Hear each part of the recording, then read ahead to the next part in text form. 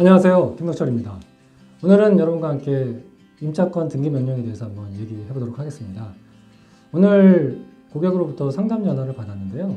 그 상담 내용이 요즘 언론에서 굉장히 좀 이슈화되고 나오는 기사들이죠. 역전세난에 대한 내용이었어요. 저도 나름 직접적으로 고객 상담을 들어보니까 지금 피부적으로 좀 심각하구나 라는 걸 느끼게 되었습니다. 어떤 내용이냐면 이분이 만기가 다 돼서 전세 기간이 끝났는데 이사를 가려고 했는데 보증금을 주인이 내어주질 않는 거예요. 다음 어차피 보증금을 받아야 이사를 가고 이 임대인도 보증금을 들어오는 세입자한테 받아야지 내어주는 상황이긴 해요. 하지만 이제 만기가 되면 법적으로는 임대인은 임차인한테 보증금을 내어줄 의무가 있는 거죠. 그래서 제가 이렇게 생각을 해보니까 저도 한 10년 정도 넘게 10여 년 넘게 부동산 투자를 하다 보니까 부동산 상승장과 하락장 또 상승장을 겪고 경험을 했습니다.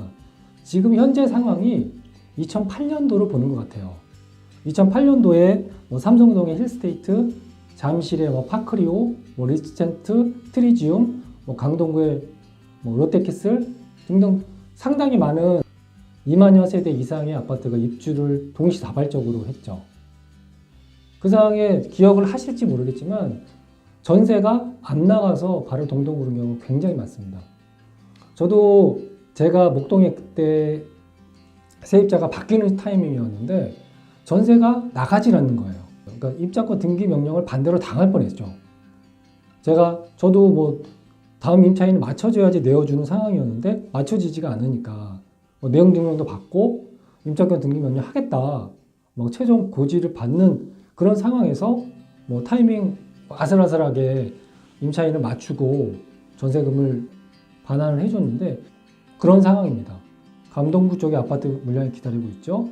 작년부터 송파의 헬리오시티가 9,000세대 이상이 지금 입주가 되고 있죠. 그런 상황에서 전세가가 굉장히 하락하면서 서울 전역으로 지금 전세가가 약세를 띄우고 있습니다. 그러니까 반대로 전세를 구할 수 없는 주인들이 많아진다는 거죠. 고객으로부터 그런 상담 문의를 받았는데 지금 이사를 가질 못하고 있다.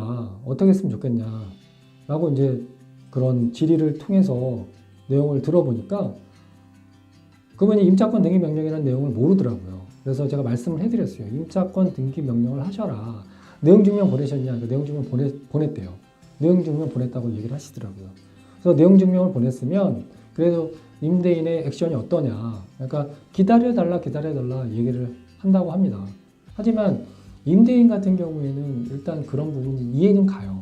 왜냐하면 전세보증금이 1, 2억이 아니라 최소 서울 같은 경우에는 4억에서 5억, 6억, 7억 되는 금액을 쉽게 내줄 수 없는 임대인들이 많아요.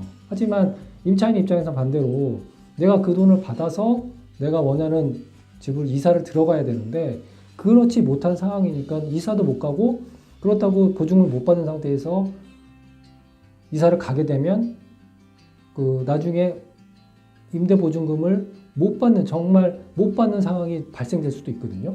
그러니까 전입을 뺄 수도 없고 이러지도 못하고 저러지도 못하고 울며 겨자 먹기로 임대인만 바라보면서 기다리는 상황인 거죠. 그래서 제가 말씀을 드렸죠. 임차권 등기 명령을 해라. 임차권 등기 명령은 이사를 가더라도 임대보증금을 지킬 수 있는 법적 장치이다. 임차인한테 최고의 무기이다. 여러분들도 그거를 명심하셔야 됩니다. 요즘엔 같은 때는 정말 그 전세보증금을 돌려받지 못해서 전전긍긍하시는 그런 세입자들이 많으실 거예요. 특히 전세라는 제도가 우리나라에만 있지만 굉장히 세입자들은 전세를 선호하고 반대로 임대인들은 갭투자 이런 갭투자를 통해서 전세 보증금을 끼고 투자를 하시는 분들이 많아요. 아파트 대금을 전체적으로 다 주고 사시는 분들이 적죠. 그런 상황에서 만기가 된다고 해서 전세 보증금을 내가 은행 돈이나 내가 가지고 있는 개인 돈으로 내어줄 수 있는 상황이 안 되는 겁니다. 다음 세입자가 들어와서 그 보증을 받아서 나갈 때 내어주는 구조인데 그게 순환이 안 돼버리면 지금같이 동맥경화식으로 막혀버린다는 거죠. 그래서 그분한테 제가 임대차 관련돼서 전입신고 확정일자를 다 하셨으면 일단은 전세보증금은 보호받을 수 있다. 단 전입을 빼거나 이사를 그냥 나가시면 안 된다. 그렇게 하려면 임차권 등기 명령을 하셔라. 근데 통상적으로 임차권 등기 명령을 하시면 뭐 절차야 법무사나 이렇게 해서 위임해서 하실 수 있고요. 금액적으로도 크게 뭐 많이 들어가지 않습니다. 법무사 통해서 하셔도 50만 원 상당 안에서 뭐 플러스 마이너스해서 할 수 있는 부분들이 뭐 굉장히 편하게 할 수 있으니까 그런 내용들을 잊지 마시고, 여기서 내가 임차권 등기 명령 어떻게 해라라고 하는 것보다 임차권 등기 명령이라는 제도가 있으니까 적극적으로 이거를 활용하셔라. 그 내용을 좀 말씀드리고 싶은 거예요. 임차권 등기 명령을 하시려면 일단 조건이 있는데 계약서상에 있는 계약 기간이 지나셔야 되고요. 좋은 거는 내가 계약 기간 전에, 그러니까 만기 전에 이번 만기 때 만기가 도래하면 계약을 해지하겠다, 이사를 나가겠다라는 것을 정확하게 고지를 하신 근거 자료가 있으면 좋습니다. 그게 뭐 내용 증명이 됐든 뭐 문자가 됐든 서류상으로 근거를 남겨놓으시면 그걸 가지고 임차권 등기 명령을 하실 수 있는 겁니다. 그렇게 되면 임차권 등기 명령이라는 것은 이제 등기부상의 전세권 같이 설정이 되는 거거든요. 그러면 임대인은 뭐 그 임차권 등기 명령을 말소하기 전에는 임대를 놓기도 굉장히 어렵고요. 매매는 더군다나 되지 않고 월세 부분 뭐 이렇게 해서 월세 부분을 낼 수가 있지만 뭐 전세나 뭐 매매나 월세도 뭐 마찬가지일 겁니다. 재산권을 활용하는데 제약을 굉장히 많이 받습니다. 그러니까 임차인들한테 굉장히 강력한 무기인 거죠. 그 부분을 여러분들 알고 그 임차권 등기 명령을 했는데도 임대인이 차입비일 미루고 임대보증금을 상환하지 않는다.